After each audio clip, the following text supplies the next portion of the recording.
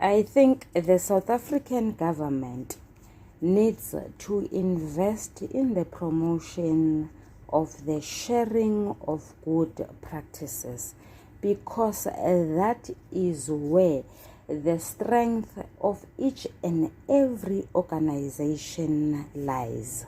Just imagine soccer players with impeccable skills but unable to play together for the benefit of the club, and forgetting that time, energy and money have been invested in the club.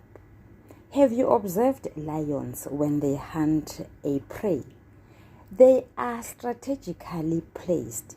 Each lion knows its position. That is why in many cases they win victoriously so.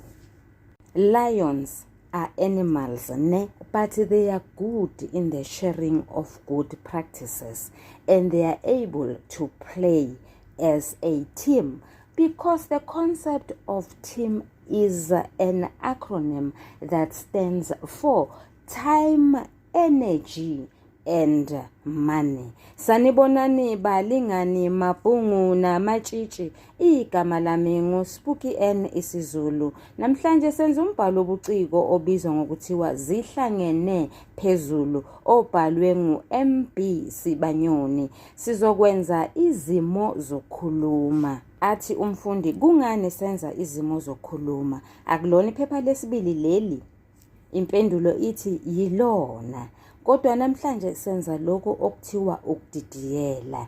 Ukudidiyela kuchaza ukuthi ufundisa iphepha njengathi sifundisa iphepha lesibili. Sifundisa umbhalo obuciko obizwa ngokuthiwa Zihlangene Phezulu. Kodwa ke kulo mbhalo obuciko sizofundisa sisebenzise okutholakala ngaphansi kwephepha lokuqala okubizwa ngokuthiwa izimo zokukhuluma. Lezi zimo zokukhuluma mase sinazo zila phambi kwamehlo ethu, sesikwazi ukuzisebenzisa. Sesingahamba siyozisebenzisa ephepheni lesithathu uma sesixoxa indaba, uma sesiphendula umbuzo mayelana nesiqephu B, lapho kufundiswa khona imibhalo emide edlulisa imlayezo. Ubonile yini ukuthi esahlukweni sesine sivezelwe umlingiswa onguletheni? Sitshelwe ukuthi walandwa yishende ebusuku esangweni lomuzi wabo. Uma ebuzwa wathi usalula izinyawo, ukhathele umsindo kaQhwayilahle. Esahlukweni sokuqala sitshelwe ngesisusa sodweshu, kwathiwa uLetheni wayesekhohliwe engesenaso isikhathi sezindaba zomuzi wakhe. Esahlukweni sesine sesiyasibona isizathu ukuthi kungani uLetheni ukhohliwe nje ngoba kunomncedisi lapha ekhaya. Nguyena owashayo, nguyena ophekayo, nguyena oqiniseka ukuthi uThuthukani ugqoke izembatho ezihlanzekile. Okwesithathu, besingazi ukuthi uLetheni ungumlingiswa onguthathekile. Kuthiwa waya eMelika amasonto amabili. Ekubuyeni kwakhe akazikhohlwanga engcono kunabanye. Esahlukweni sesihlanu sivezelwe ukuthi uThuthukani ulifuzile igama lakhe. Sitshelwe ukuthi wahlukumezeka wangena ezikweletini. Lezo zikweleti wazikhokhela ngemali yakhe ye-UIF omele ukuthi yi-Unemployment Insurance Fund. Imoto ayethengelwe yona nguLetheni yagcina ngokudliwa ibhange. Nebond nayo yacishe yadliwa ingasakhokhelwa. Wagcine eseyikhokhela ke uThuthukani ngemali yakhe ayithola ngemuva kokuba umsebenzi umphelele. Lokhu kufakazela ukuthi uThuthukani ulifuzile igama lakhe, wagcina ngokuthuthuka. Siyazi sonke, ukuthuthuka ukuphumelela, ukuthuthuka uqhubekela phambili ube sezingeni elingcono. Kuso sona lesi sahluko siphinde sivezelwe uThuthukani njengomuntu ophilayo. Umuntu ophilayo unezenzo ezinhle, phela kuThuthukani zifakazelwa igama lakhe. Ngokwelinye icala, umuntu ophilayo uphinde abe namaphutha. Iphutha likaThuthukani laba linye vo. Ngenkathi esasebenzela inkampani yakwaPhumuzakhe, ebuya ekudingisweni, siyazi sonke wayebhace eSwazini. Ekubuyeni kwakhe besalungiselela, ngiyacabanga, akashongo kanjalo umbhali, esalungiselela izindaba zakhe zokuganana noLetheni. Nguye loyana eya emhlanganweni owawuhlelwe yimayini ebizwa ngokuthiwa yiNhlungwana Colliery, lapho kwakusebenza khona uThembekile. Babonana noThembekile, bahlangana ubusuku obodwa. uThembekile wakhulelwa. Uthe lapho etshela uThuthukani ukuthi kwenzekani ngalobo busuku, uThuthukani waphika wathi akekho umuntu ongakhulelwa ngobusuku obubodwa nje.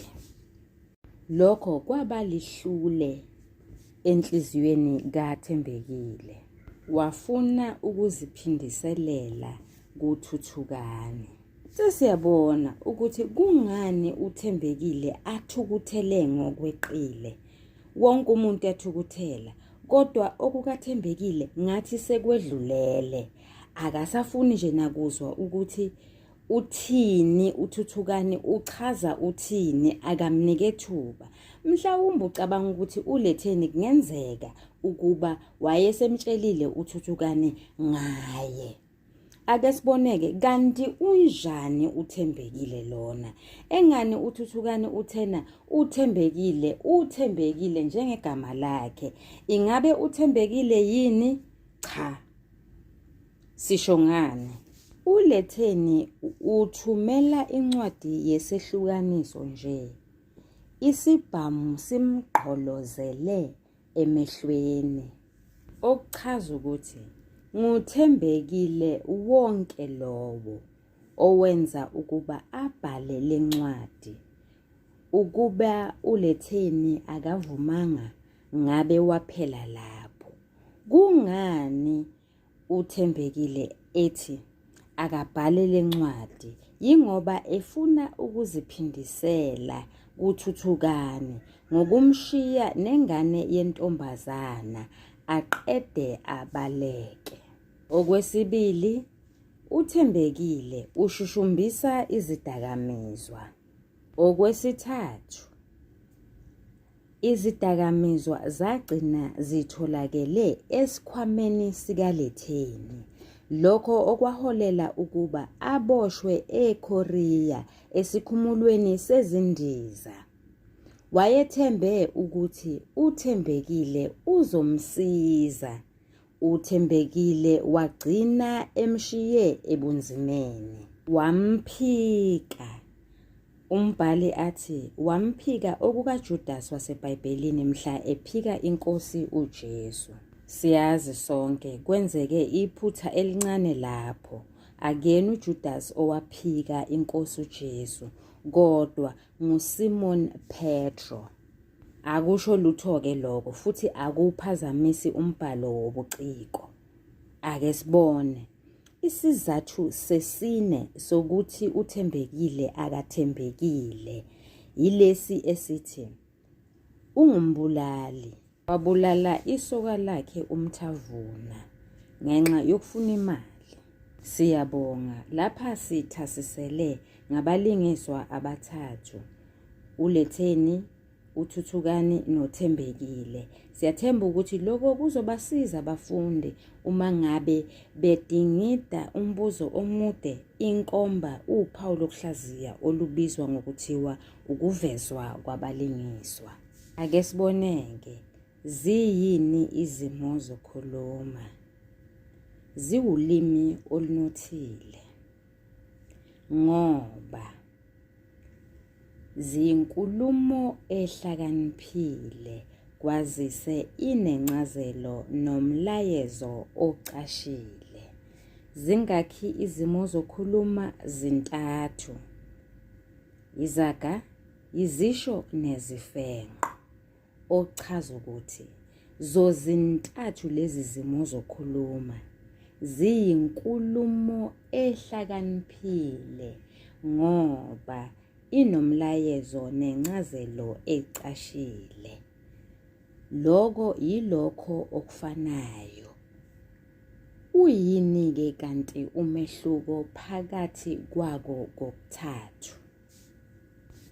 Umehluko okokuqala usekutheni izisho zakhiwe ngamagama amabili noma amathathu, kanti izaga zakhiwe ngegama elilodwa, amagama amabili, amagama amathathu, amane, amahlanu, ayisithupha, kanjalo kanjalo.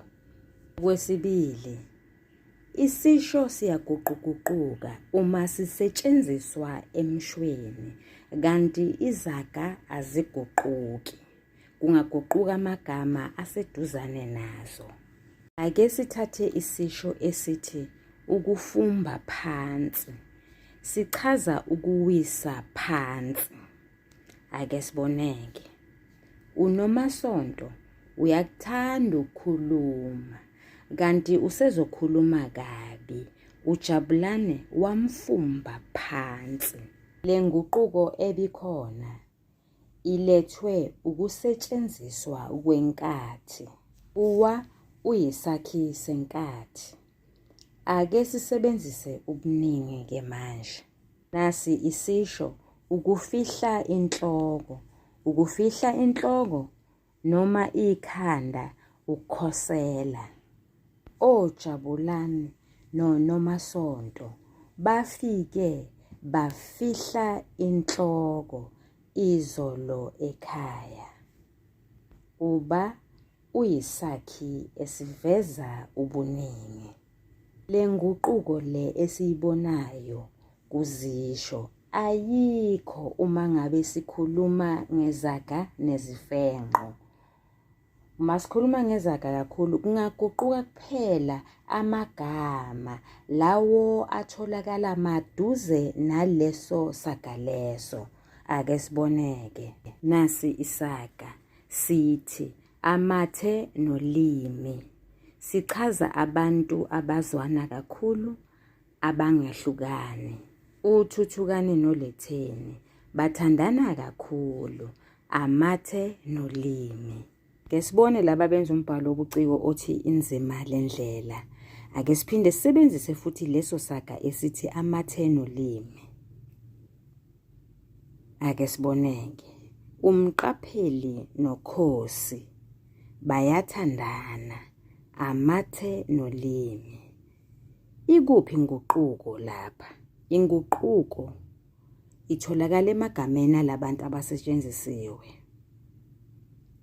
Sithola uLetheni noThuthukani, sithola umqapheli nokhosi, kodwa isaga simi njengoba sinjalo kusukela ekuqaleni. Ngiyabonga. Umehluko okhona uma ngabe sibheka izifenqo yilona. Izifenqo zahlukahlukene, zibizwa ngamagama ahlukahlukene. Khona isifenqo okuthiwa isifaniso.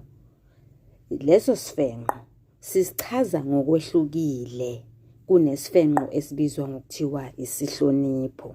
Ulapho umehluko. Balingani bami nani bafundi, Sizosebenzisa isahluko sesihlanu njengesibonelo sokufundisa izimo zokukhuluma.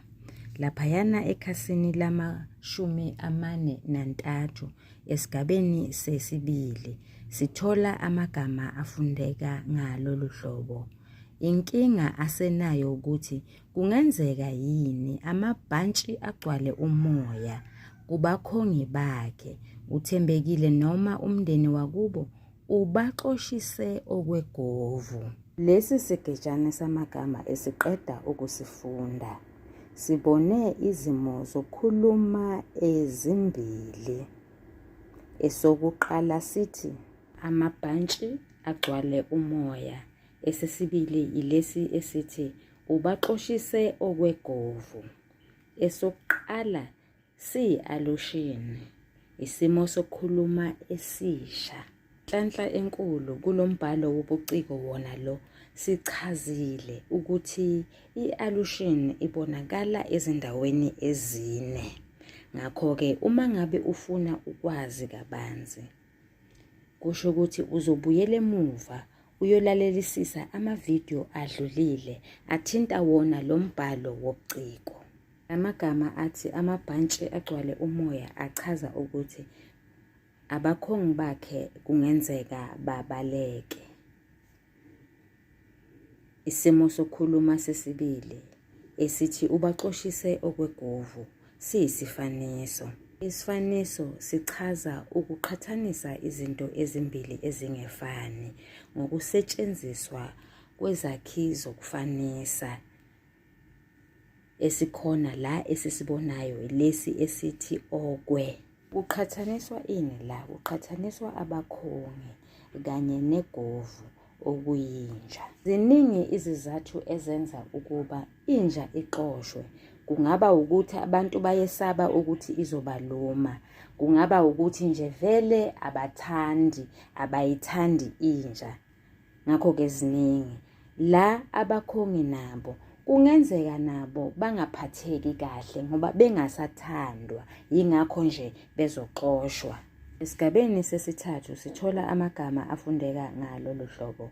Ukhohliwe ukucela umqondisi ukuba azidlise satshanyana kuthembekile ukwenzela ukuzwa amanzi ngobhoko ngalokho akucabangayo. Uma engaliwa uyoba ngumtshingo ubethwa ngubani. Zintathu izimo zokukhuluma kula magama esiqeda ukwafunda manje. Esokuqala ilesi esithi ukuzidlisa satshanyana. Lapha kuchazwa ukuthi umqondisi azihambise ngakhona kodwa angayivezi inhloso obala masinyane. Esesibili sithi ukuzwa amanzi ngobhoko. Lokho kuchaza ukuhlola ukuthi uzokwamukeleka yini.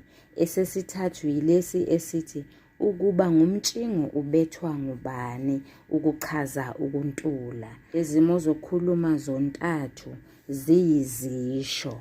Esigabeni sesine sithola amagama afundeka ngalolu hlobo.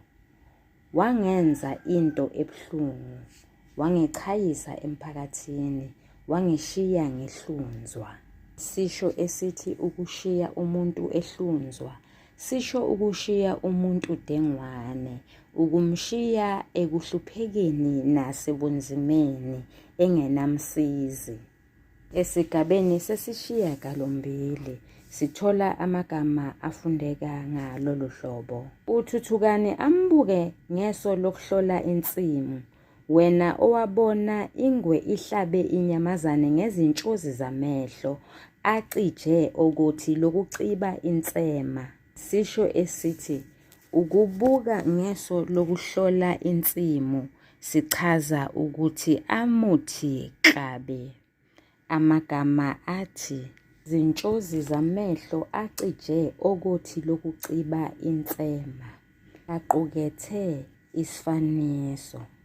Lapha kuqhathaniswa amehlo engwe kanye nothi lokuciba insema. Siyazi sonke isifaniso isithombe magama. Lapha kwakheka isithombe engqondweni yalowo ofundayo ukuthi ingwe ibiqhuntsule ihlahle amehlo. Umbhali abese athi lawo mehlo abecijile njengoba iwahlahlile lamehlo aqhathaniswa nothi. Ekhasini lama-45 esigabeni sesibili sithola amagama athi namuhla lokho kwashabalala okwamazolo, namuhla umuzi usubanda qa, okungathi isikhathi sokubhibha kohlanga. Lapha kusetshenziswe isakhi sokufanisa u-okwa, kufaniswa uthando lukaThuthukani noLetheni olwashabalala kanye namazolo ukuthi lwavele lwaphela lwangasabonakali. Isenzo ukuthi-ke naso singasetshenziswa njengesifenqo. Sithola isenzo ukuthi esithi qa. Sichaza ukuthi isenzo esithi usubanda senzeke kanjani. Singasho ukugcwala umlomo ukuthi isenzo esithi usubanda senzeke kakhulu. Lapho kuchaza ukuthi bese kubanda ngokweqile emzini kaThuthukani noLetheni. Ngamanye amazwi kusho ukuthi bese behlala bexabana njalo. Esigabeni sesihlanu sithola amagama afundeka ngalolu hlobo. Isibindi esingaka bakithi somuntu wesifazane wahamba iminyaka engaziwa ukuthi washonaphi. Uqhamuka usefuna kudanselwe esakhe isiginci, izinto zibuyele esimweni esijwayelekile. Lesi sisho esithi ukudansela esakhe isiginci sicishe sifane nesimo sokukhuluma esiyisisho naso esithi ukukhala kwesicathulo sakhe, ukuchaza ukuthi ufuna ukuthi kube nguye umakhonya, kwenzeke lokho okufunwa nguye. Lapha-ke uThuthukani ubesho uLetheni ukuthi uLetheni ufuna kwenzeke ngendlela yena afuna ngayo. uLetheni manje usefuna babuyelane, futhi ufuna ukuthi uma ethi kuThuthukani jump, uThuthukani athi how high. Kuleso sigaba siphinde sithole amagama afundeka ngalolu hlobo. Kangiyeke ukuloku ngicabangana nalomkhuhlane ngoba ngiyabona ukuthi ufuna ukuphazamisa izinhlelo zokuqhubeka nempilo nokuzakhela ikusasa eliqhakazile nothembekile. Amagama athi nalomkhuhlane ayisingathekiso. Isingathekiso siyisifenqo esichaza ukuqhathanisa izinto ezimbili ezingefani, ubize enye ngenye. uLetheni uqhathaniswa nomkhuhlane, ubizwa ngomkhuhlane. Yingakho nje uThuthukani ethi lo mkhuhlane usho uLetheni. Ekhasini elilandelayo esigabeni sokuqala sithola amagama athi phela akasafune kuzwa lutho ngami, kepha-ke akukho ukwenza ngokunye, kufanele ngihlabe ngedolo phansi ngincenge. Amagama athi ngihlabe ngedolo phansi ayisisho achaza ukuncenga. Esigabeni sesibili sithola amagama athi chofo chofo izinombolo. Lamagama athi chofo chofo ayisenzo ukuthi. Lapha isenzo ukuthi sisetshenziselwe ukukhombisa ukuthi yimuphi umsindo owenzekayo uma kwenzeka okuthile. La sithola umsindo owenzeka uma ngabe umuntu eshaya ucingo, ngesingisi singathi mhlawumbe epressa inamba ethile. Esigabeni sesishiyagalombili kulo lona leli khasi sithola amagama afundeka ngalolu hlobo. Lihlabe lephukela kuThuthukani, lelo lokusebenza.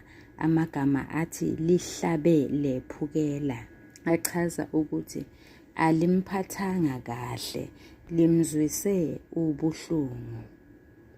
Kuso sona lesi sigaba siphinde sithole amagama afundeka ngalolu hlobo.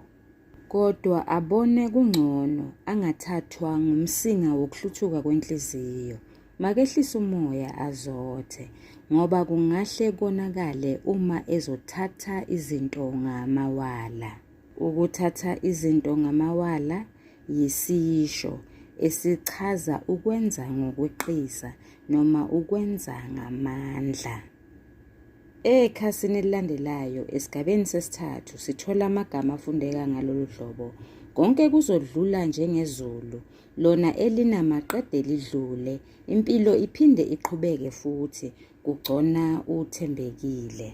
Amagama athi konke kuzodlula njengezulu ayisifaniso. Lapha umbhali uqhathanisa ingxabano phakathi kukathembekile noThuthukane kanye nezulu. Siyazi alini insuku zonke, liyana manje liphele. Nothembekile ubesho kanjalo kuThuthukane ukuthi ukwaliwa kwakhe akusho lutho. Kuzoba buhlungu kodwa kuzodlula futhi. Ekhasini elilandelayo esigabeni sesibili sithola amagama afundeka ngalolu hlobo.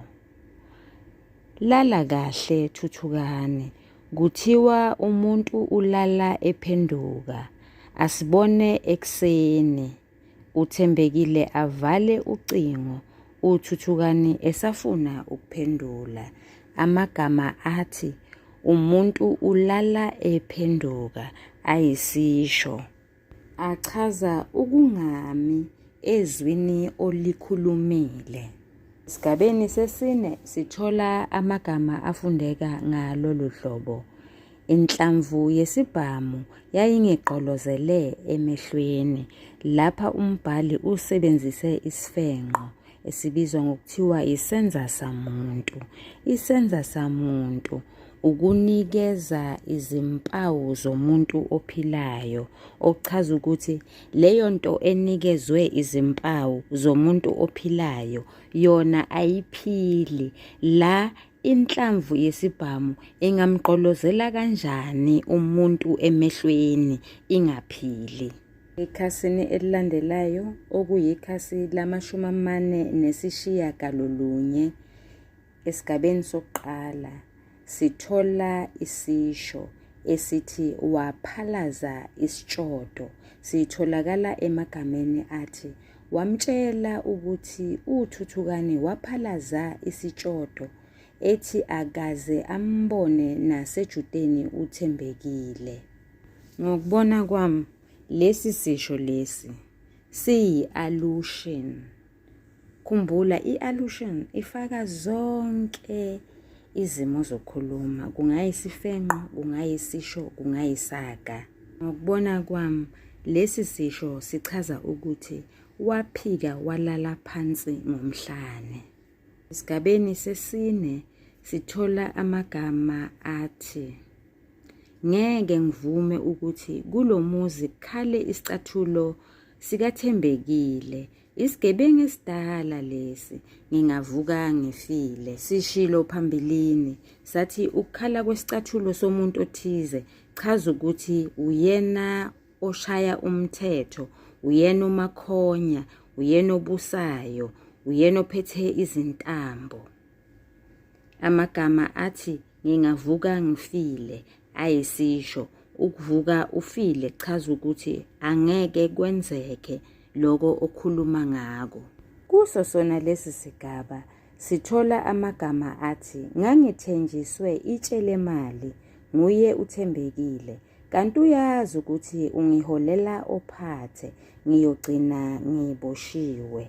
Ukuholela ophathe isisho esichaza ukuthi umuntu ukuyengela engozini. Isigaba sesihlanu sithola amagama afundeka ngalolu hlobo.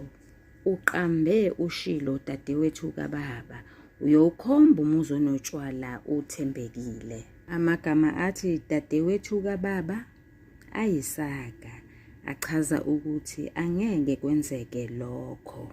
Lapha uLetheni ubefunga amagama athi uyowukhomba umuzi onotshwala achaza ukuthi uyobona kahle noma uyohlangana nobunzima.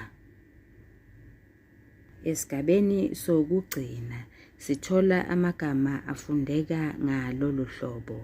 Uhlale ejele ngesimanga salomgulukudu owamphika okukaJudasi waseBhayibhelini mhla ephika inkosi uJesu. Lapha umbhali usebenzise i-allusion, uqhathanisa okwenzeka manje nenkolo. Siyazi sonke uSimon Petro waphika inkosi uJesu. Ekhasini lama-50 sithola isigaba sesibili. Kunamagama afundeka ngalolu hlobo. Ngakho-ke uthembekile uyolitheza olunenkume. Kulokhu uhlangane nezimbila zithutha ziholwa ngemhlophe phambili. Ukutheza olunenkume ukuzithintela. Ukuhlangana nezimbila zithutha ziholwa ngemhlophe phambili. Ukuhlangabezana nobunzima obukade ungabulindele. Esigabeni sesithathu sithola amagama afundeka ngalolu hlobo.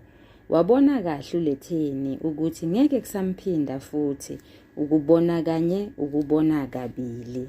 Lesi saga sichaza ukuthi uma ngabe phambilini kwenzeka okubi emntwini othile, lowo muntu usezohlala eqaphile. Yacaca ukuthi uLetheni njengomuntu obenganakekeli ekuqaleni, manje sewazi kangcono usezonakekela. Esigabeni sokugcina sithola amagama afundeka ngalolu hlobo. Okufanele ngikwenze kusasa ngiyoqonda ngqo kuyena uthembekile, sekuyochitheka uphoko, kepha ngeke nje uthembekile acaca nothuthukane.